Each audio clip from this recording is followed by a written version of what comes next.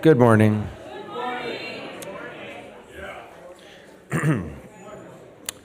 Let us pause this morning and meditate on the profound concept of trust. It's the invisible thread that weaves together our relationships, the bedrock upon which we build our lives. Trust at its heart is a delicate balance. It's the quiet confidence that sustains a loving partnership, the unwavering belief in a friend's integrity, the reliance on a colleague's expertise. Thank you. It's the foundation of healthy connections, but it's also a risk. We open ourselves, make ourselves vulnerable, and in doing so, we expose the possibility of betrayal. The vulnerability, while daunting, is essential for deep and meaningful relationships. Without it, we exist in a state of guarded isolation, unable to truly connect with others. What does it take for you to trust?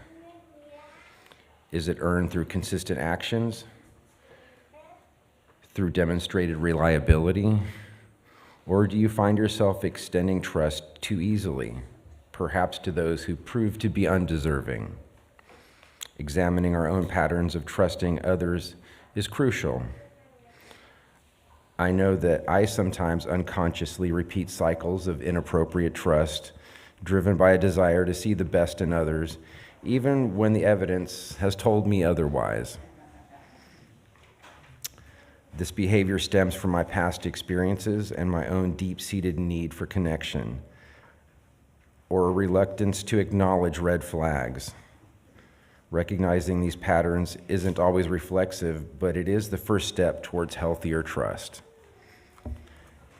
And what of the relationship between trust and our spiritual faith? Many faiths emphasize the importance of trusting in a higher power, in a divine plan. This faith can provide a sense of security, a belief, even in times of uncertainty, that there's a guiding force. But faith also asks us to trust in the inherent goodness of humanity, to extend compassion and understanding even when the trust has been broken. This duality, trusting both the divine and the human, requires a delicate balance of faith and discernment. Let us reflect on the moments when we've placed our trust both wisely and unwisely. Let us work towards cultivating discernment to build relationships on a foundation of genuine connection and earned respect. And let us remember that even when trust is broken, the capacity to trust again is a testament to our resilience, a reflection of our enduring hope. This ability to rebuild trust, to forgive, and to move forward is a powerful act of self-preservation and a demonstration of our inherent strength. Come, let us worship together.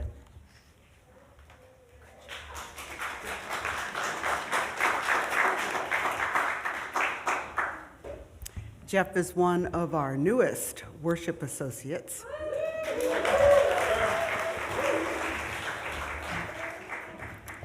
So welcome. I'm glad that you all found a route that was not covered with runners to get here this morning. I am Kikanza Nuri Robbins. I am your preacher for the morning. We have a number of visitors and a special welcome to you. And we have from high up in UU world, we have a visitor. His name is Jimmy, and he represents the diverse and revolutionary Unitarian Universalist. Where are you, Jimmy? I don't see you. So find him during coffee hour, and you can learn more about being diverse and revolutionary. We are here on the corner of 18th and Arizona in this gorgeous church that has been here for almost 100 years. And we sometimes think that we were here first, that we are the ones, that everyone comes after us because whose memory is longer than 100 years. And so we pause to acknowledge that the land that we are on, the land that we live in, was occupied by people whose names we may not even know, and that the land represents history, represents bloodshed, represents families and cultures that still exist. And so when we say we're going to church, that we are in the sanctuary, we remember that the sanctuary is built on sacred land, and for that, we pause and are grateful. We've got folks looking for seats. Come on down. There are lots of seats in the front rows. If you're near an empty seat, raise your hand so people can see where they can sit. This front row is absolutely empty. Who wants to lay money on how long it will take for it to get filled?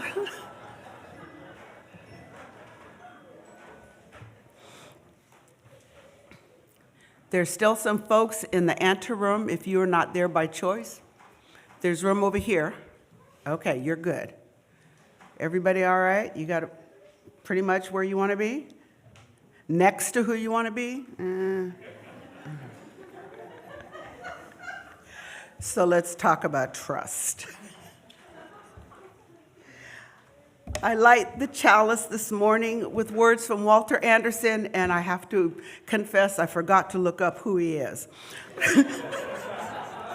I don't know who he is, but he said this: "We're never so vulnerable as when we trust someone. But paradoxically, if we cannot trust, neither can we find love or joy. We're never so vulnerable as when we trust someone, but paradoxically, if we don't trust, if we cannot trust, neither can we find love or joy."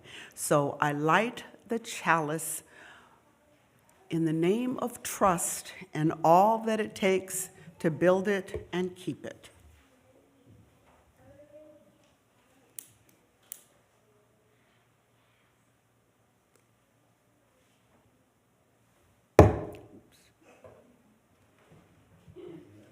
Oh, and over here at the piano, Danny Gledhill.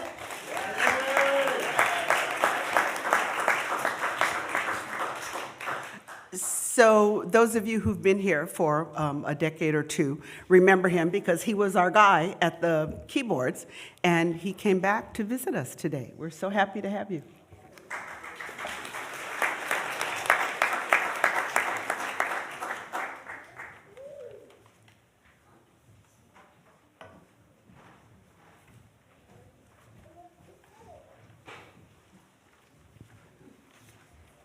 So please rise in body or in spirit for our opening hymn.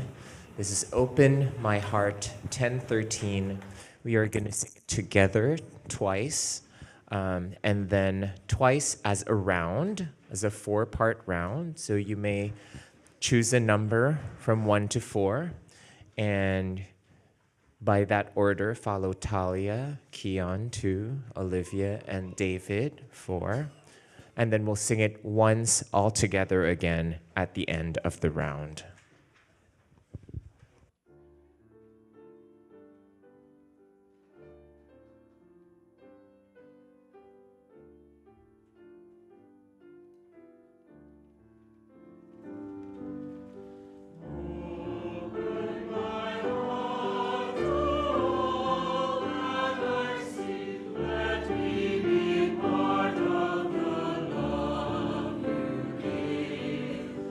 Oh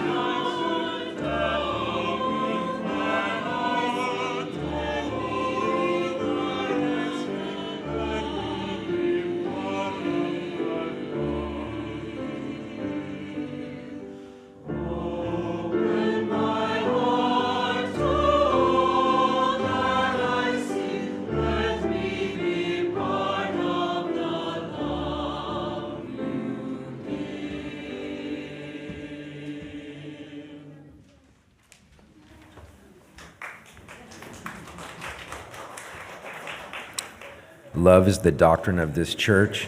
The quest for truth is its sacrament, and service is its prayer. To dwell together in peace, to seek knowledge and freedom, to serve humankind in fellowship. Thus do we covenant with each other.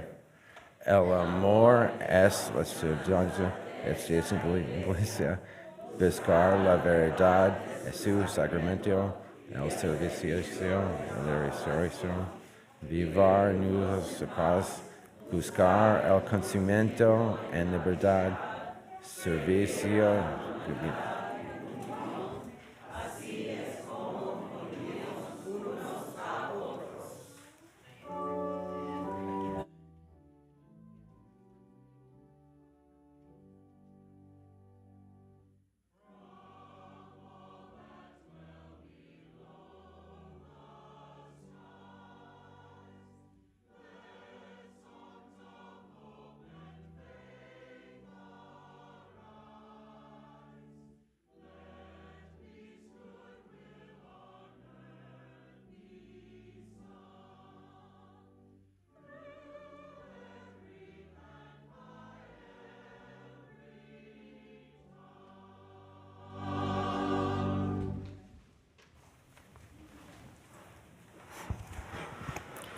Good morning. My name is Jessica Tenhay-Flace, and I am the Director of Multi-Generational Religious Education here. And right now, I want to invite our young friends over here in the corner to help pick up our donations for the West Side Food Bank. So if you have a food donation you've brought, please raise your hand, and our kids and helpers are going to come around and pick those up for you. Oh, Alex is even bringing his truck. That's going to work great. Thank you, Alex. What do we have there, Sebastian? We got some oatmeal. That's always a great thing to bring for food donations. These kind of shelf-stable items that we share with our friends at the West Side Food Bank who are helping people in our neighborhood who are dealing with food insecurity. Thank you, Thea. Watch out for the chalice. It's part of what we do here for the kids to learn, not just through hearing stories and playing and making art, but also through participating in service and being important members of our congregation. You can put that right in the basket. And then when we're all done bringing forward our donations, you can join me on the steps, and we'll have our time for all ages. So if there's any other kids out there who want to come up front for our time for all ages, you can meet me up front. I think I see a few more people in the back that might have food donations. Thank you, Sebastian.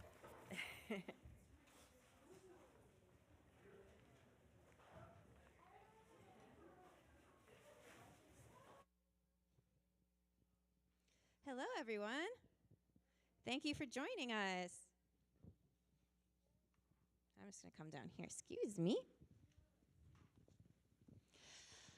So I'm wondering if anyone knows a holiday that is going to be celebrated tomorrow. Could you raise your hand if you know? Oh, Harrison, do you know? Yeah, St. Patrick's Day. And so that word saint, it gives us a clue that this is a Christian holiday. They have lots of saints' days celebrating people who did important things in Christianity. But especially in America, St. Patrick's Day has become a holiday for people of Irish descent to celebrate their heritage. And so I wanted to tell a story today about trust and friendship between the people of Ireland and the Choctaw Nation here in North America. Do we have any descendants of Irish immigrants with us today? Yeah, I was gonna place a good bet on that we me too. Do we happen to have any people of the Choctaw Nation here today? That might be. They now reside mostly in the Oklahoma area. So these two peoples have a common history of colonialism, which is like a big word and a big concept. But pretty much what it means is someone from another country comes over and tries to be the boss of you and tell you what you can do and how you can live. And so in Ireland, thank you for bringing forward the donations, Eloise, good job. In Ireland, the United Kingdom, thank you for picking up that trash, Sebastian. The United Kingdom took over and forced people to stop speaking their language and wouldn't let them teach their language to their children and told them how they could practice their religion. And similar things happened to the Choctaw people here. And one of the worst parts of colonialism for the Choctaw was what we call the Trail of Tears. Has anyone learned about that in school yet, the Trail of Tears? Delaney, do you want to share? I pass you the mic. No pressure. Was it in the 1800s? The Trail of Tears was when Andrew Jackson like sent a lot of Native Americans west. Yeah, so you're right on. It was a lot of people groups who were living in the southern part of the U.S. were forced to move further west, mostly into the Oklahoma territory. And for that long, dangerous trip, they were not given food and medicine and everything that people need. And sadly, a lot of people died. And that's a really sad thing that happened in our history. And not very long after that, across the sea, there was a famine in Ireland where people were running out of the food that they relied on. And even though there was still some other crops left, the British sold that food overseas instead of giving it to the hungry people in Ireland. So these are very, very sad stories, right? But they lead us up to a story of trust and friendship, because when the Choctaw heard what was happening to the people in Ireland, that they were hungry and that they were losing their land and their traditions, I think that they felt that they had a connection to those people, even though they were really far away. And so even though the Choctaw were still dealing with a lot of the troubles that they had in their own country, they sent what would have been $5,000 in today's money over to Ireland to help the people during the famine. And that cemented a bond of friendship between those two peoples that lasts even to today. There's a scholarship in Ireland for Choctaw students to come to universities. Ireland gave big donations to other Native American peoples that were struggling a lot during the pandemic in the name of their friendship with the Choctaw. And so I just really like this story of trust, because it shows that even when people are really far away in distance from each other, that when we have empathy and love and are generous with one another, that can make a friendship bond that will last a really long time. So we're gonna head over to the cottage and keep learning more about trust, and we'll sing our way out. Let's sing our song of blessing.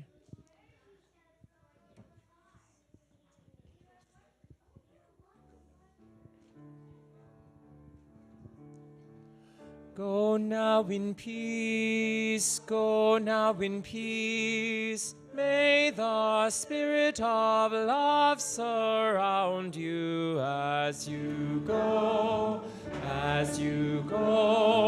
on your way. Go now in peace, go now in peace. May the spirit of love surround you as you go on your way.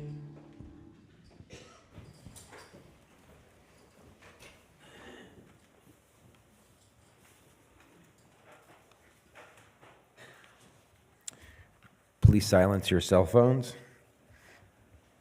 And we have some announcements. First announcement is on Sunday, March 30th. After the service, an assortment of handmade ceramic bowls will be available to you for a donation that will benefit the West Side Food Bank, where you can choose from various sizes and colors, knowing that your contribution supports vital food assistance for those in need. These bowls were originally donated from past Empty Bowl events. Then on Friday, March 28th, we have open meditation available via Zoom from noon through 1 p.m. Whether you are a beginner who is just curious about meditation, or whether you've been meditating for many years, you are welcome to sit with us. Check for the listing on our online calendar to request a Zoom link. And then finally, on Wednesday, March 26th from 7 through 8:30 p.m., the event series presents Build Your Own Theology with Reverend Kikanza Nuri Robbins. This 8-week course invites participants of various worldviews, whether theistic, humanistic, or atheistic, to engage in a collaborative and reflective process of building your own personal theology, using principles of Unitarian Universalism as a unifying framework. And right now, Carl's going to come up and talk to you about dining for dollars.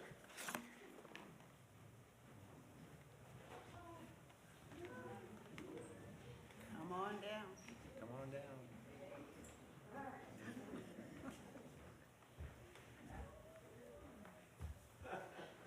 Good morning.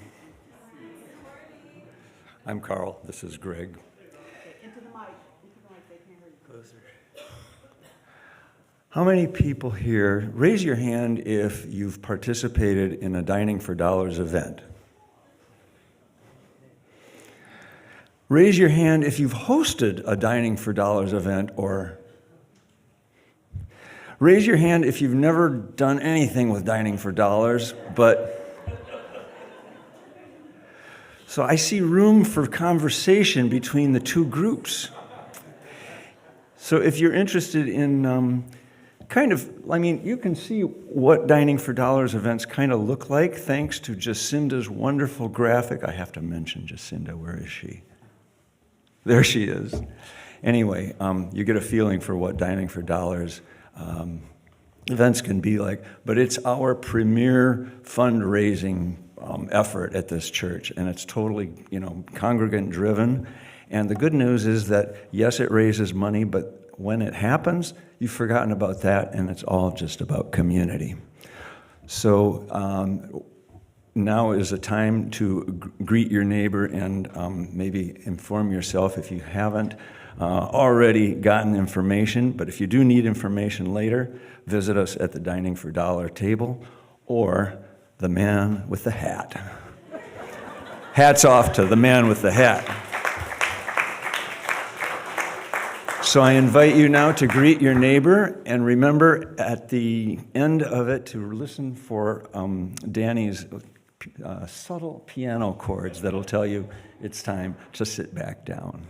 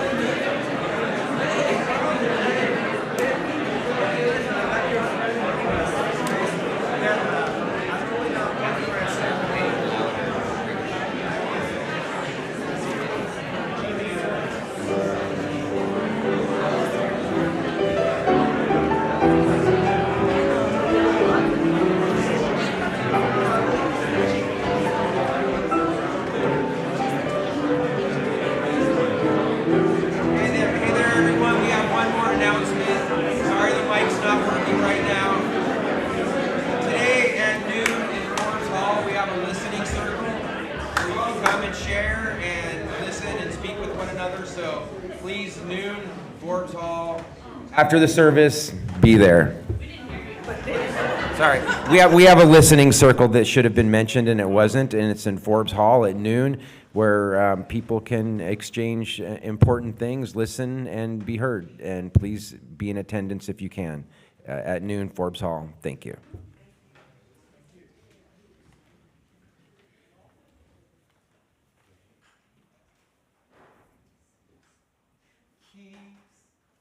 Your heart wide open,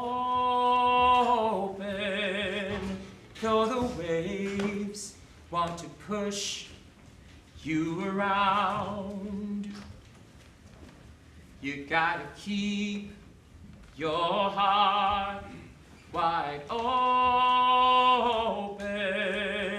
till your faith brings you back to solid ground. I'm gonna keep your heart. I'm gonna keep wide open. I'm gonna keep my heart wide open. Though the waves want to push you around. Though the waves want to push me around. You gotta keep. I'm gonna keep your heart. I'm gonna keep wide open. I'm gonna keep my heart wide open till your faith. Till my faith brings you back. Brings me back to solid ground. My faith brings me back to solid ground. Keep your heart, keep your heart, keep your heart, though the waves want to push you around. You gotta keep your heart, you stop wide open.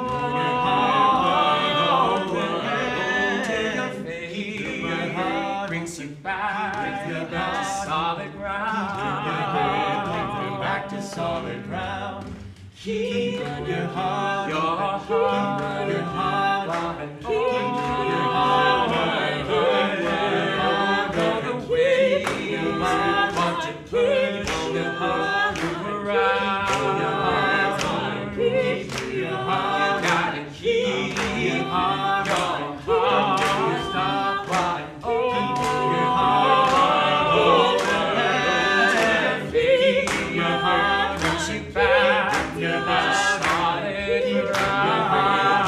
Back to solid ground.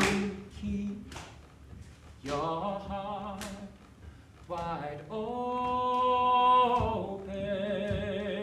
though the waves want to push you around.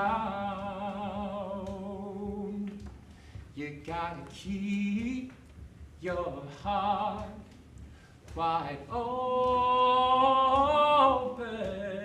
till your faith brings you back to solid ground.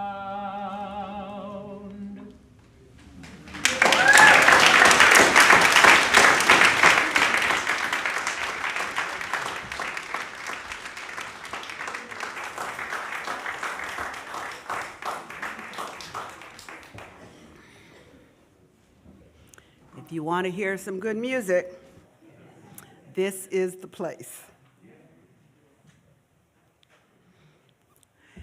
This is also the place for bringing your joys and your sorrows. You can call the office anytime during the week, and if you get there, if you call before Thursday, then it'll be in the Thursday e-blast that comes out, your joy, your sorrow, your concern. If not, you can still call or send us an email, and we'll be able to announce it from the pulpit. So we often get many, sometimes we just get a few, and I know from having lived for 75 years that everybody's got some joy or concern, not necessarily those that you want to share publicly, but those joys and concerns that, if shared in community, if held in community, are magnified or somehow diminished, if but for that moment. So we have a couple this morning. Last week, we had a lovely service in celebration of the life of S.J. Guidotti. And many of you were there. We are grateful for that. We need to remember that the grieving doesn't stop with the celebration.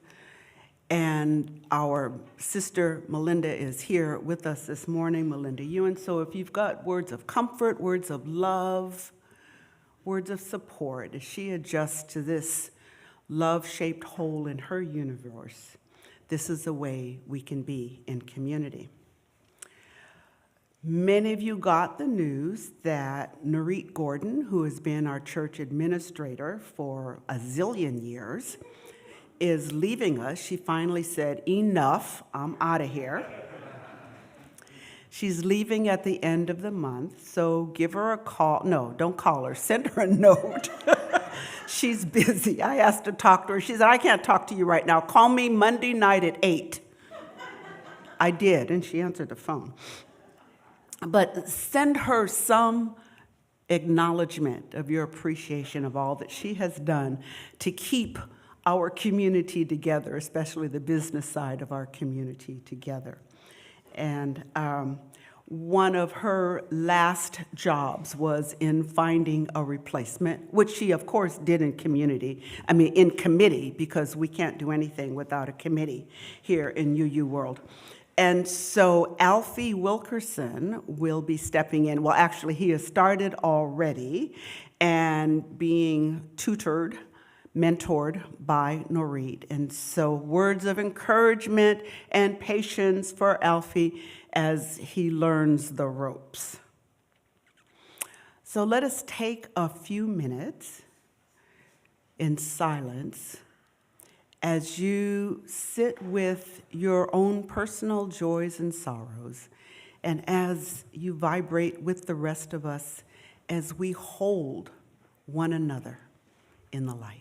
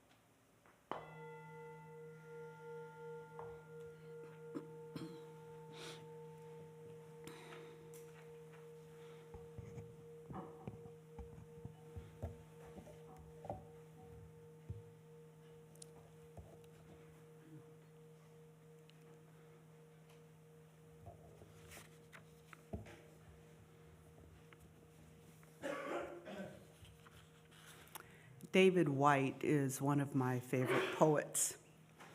And he has a book called Consolations, and they are narrative meditations on a familiar word that he places in new contexts. So this is his meditation on trust. Trust is not a naive letting go or a foolish giving away of everything. Trust is a disciplined, continually unfolding act of attention. Attention that deepens our understanding of the other and, in the process, of ourselves. To trust is to know that everything is already all right, even in the midst of great uncertainty. Trust is the unspoken contract we make with the unknown, a beautiful becoming of what we already are, calling forth the greater person within us that we may not yet fully recognize. Trust. It's a lofty standard. Simple, more simply said, a trusting relationship is when you can count on me and I can count on you, and each of us can say, I got you. Sometimes there is not enough trust with a couple, with a group, but people need to work as a team. So then team builders will put them in a room together to solve a problem like puzzles or a mystery, or to build something perhaps with straws and masking tape, or Legos, or pipe cleaners and raw eggs. Yeah, we consultants really do that. Team building is the process of facilitating this intentional, trusting relationship. And the magic is that people need to trust in order to get certain work done, and they need to trust in order to solve certain problems. And so they build trust through these facilitated activities. When people unite around a common enemy or a high-risk purpose, when they find the courage to confront something that they fear, trust is created or built or grown. So these team building weekends or activities are fast track trust building. Now, Trust Walk is a fast track activity. Have any of you taken a trust walk? Yeah. So you have partners, one blindfold, you're in an unfamiliar area, and so the one without the blindfold guides the other through this unfamiliar terrain, describing the sights. The learning takes place in the debriefing. You have a learning conversation, an after-action analysis. How did it feel? What did you need that you got or didn't get? What surprised you? What would you do differently? What helped? What made it harder? So after that conversation, the partners change sides and they do the trust walk again, and then they debrief again. The surprise is that different fears and feelings are generated depending on who was blindfolded. Different needs are expressed, and different perceptions about the exercise are shared. So you can count on the partners learning something about themselves, their needs, how to voice them, and how to support the needs of the others. It works, and it builds trust quickly, at least for a time. And if you've got a really tough case, then there's this super fast-track trust building called the trust fall exercise. Who's done that one? Wow, lots of you. Again, with a partner and a blindfold, the task is to fall backward into the arms of your partner and let your partner catch you as you fall, with hope before you hit the ground.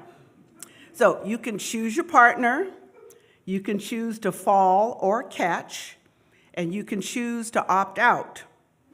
I always opt out. The debrief question is, why did you make the choices that you did? Now, these activities usually work to build trust to some degree, for some time, for particular circumstances, unless they don't. And it doesn't always work because it takes courage and patience to trust. And depending on your past experience, you may find it easy or hard or impossible to trust. Sometimes, if you can't trust your partner, you've got to trust the process. So you don't want to push the river, you just want to let it flow. Now, some people don't trust anything, they don't trust the people or the processes. And they often end up on committees you're trying to get work done. Other people like me tend to trust inappropriately. We trust too early. We trust things that no one has talked about.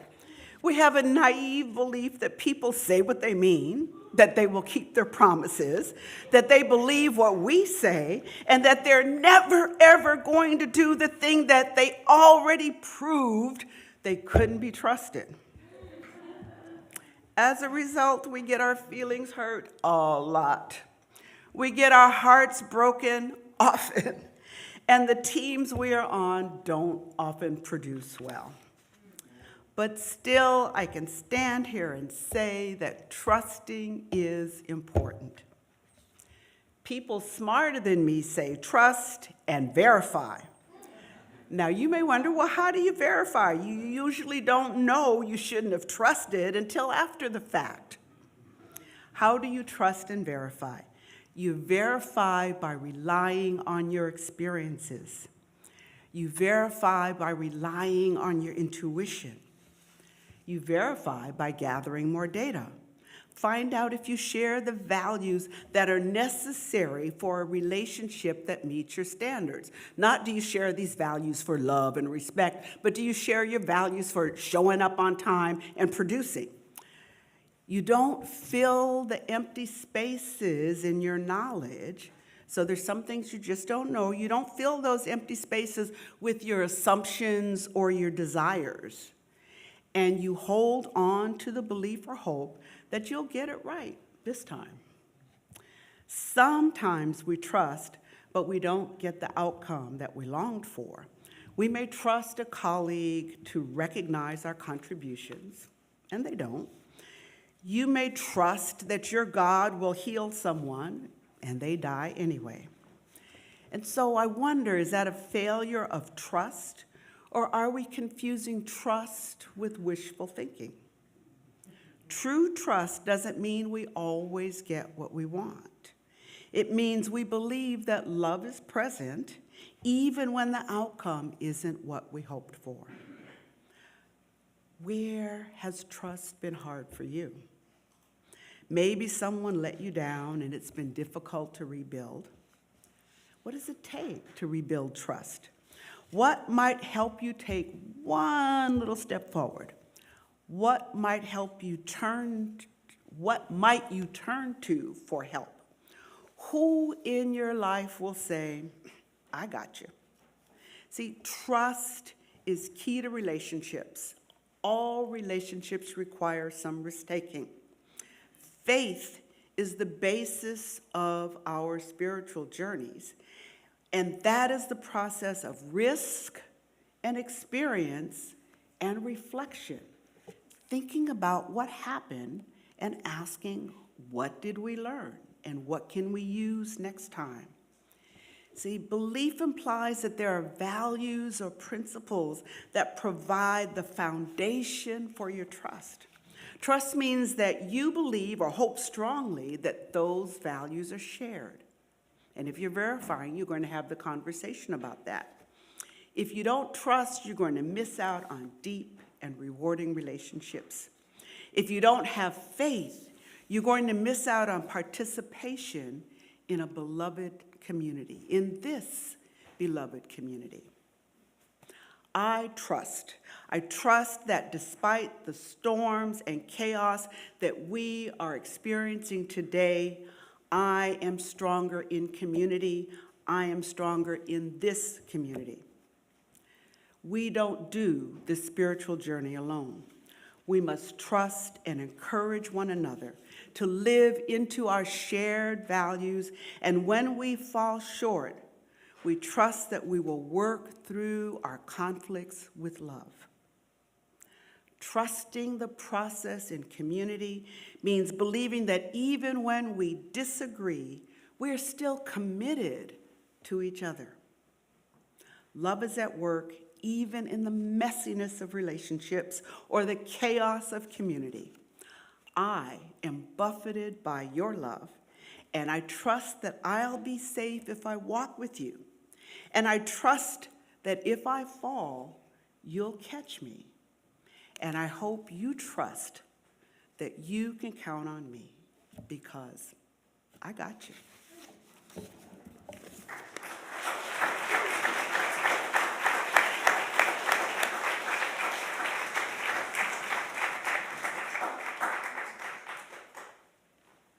And now it's time for offerings. We're going to have some folks coming around with the bags to take what you feel that you'd like to donate.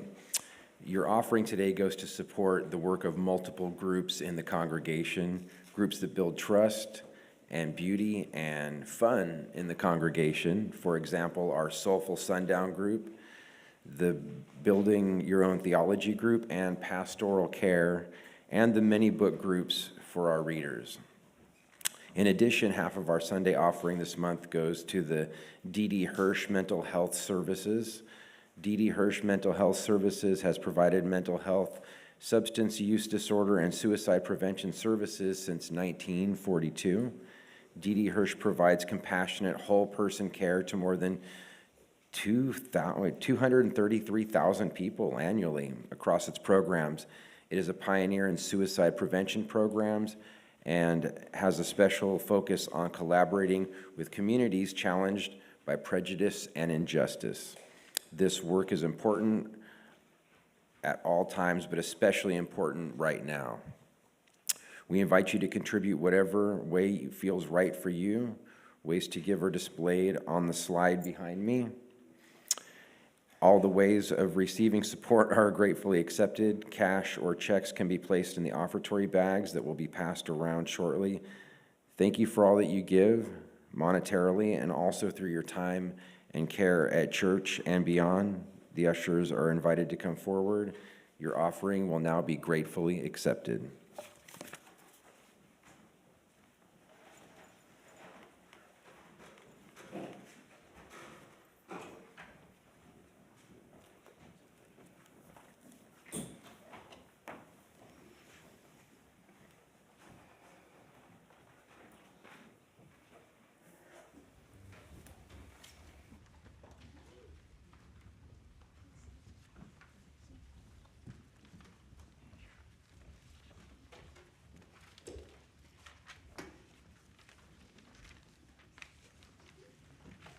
So our offertory anthem this Sunday is "You Do Not Walk Alone" by Elaine Hagenberg. And I chose this because it talks about, trusting, and it fits into the message. And I totally did not realize until last Thursday that the text is an Irish blessing. So, and tomorrow, as we learned earlier.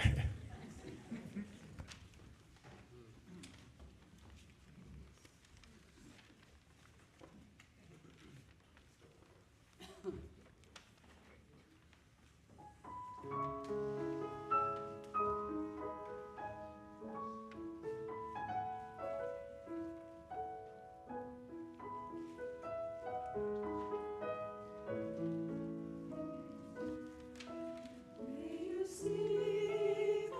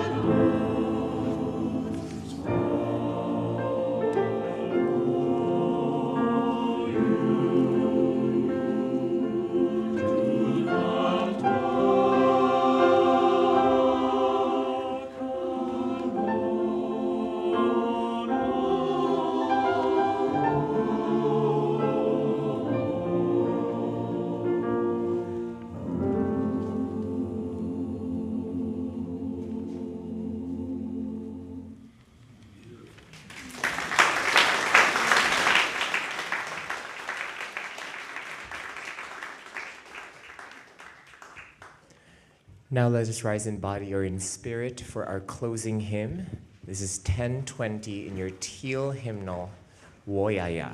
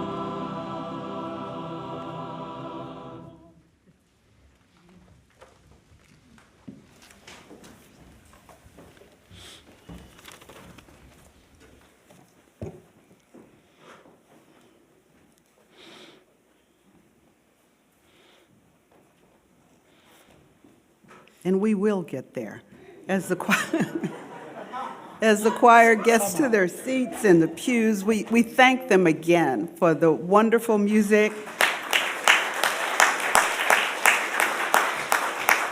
Thanks to Sonder, welcome back, and thanks to Danny. We are so grateful.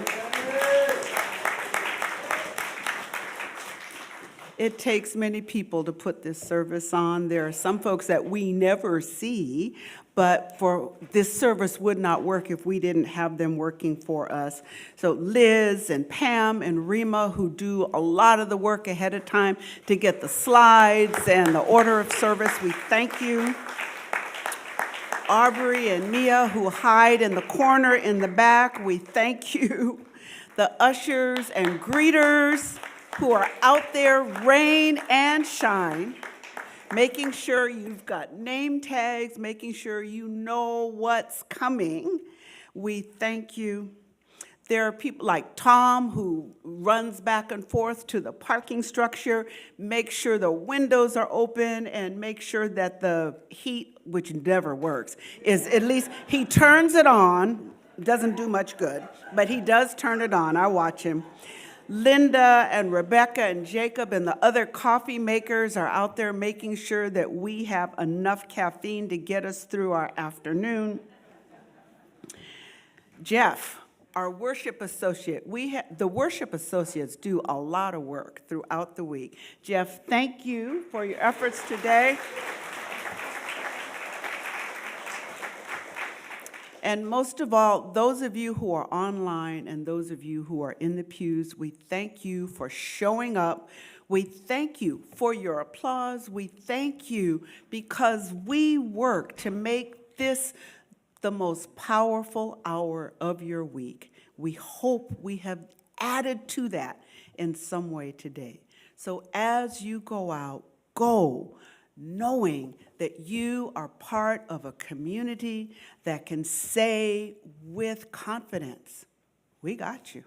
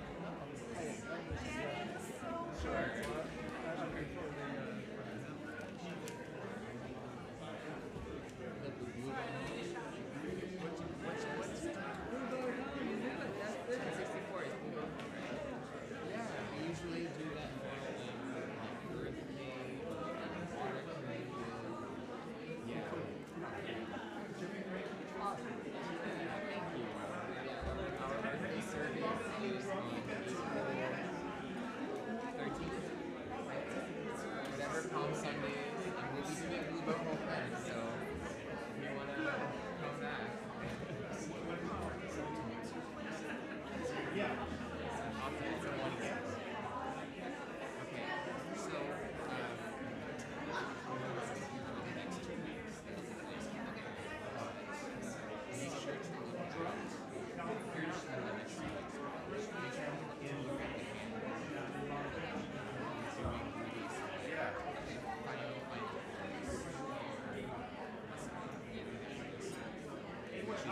gonna touch base with you.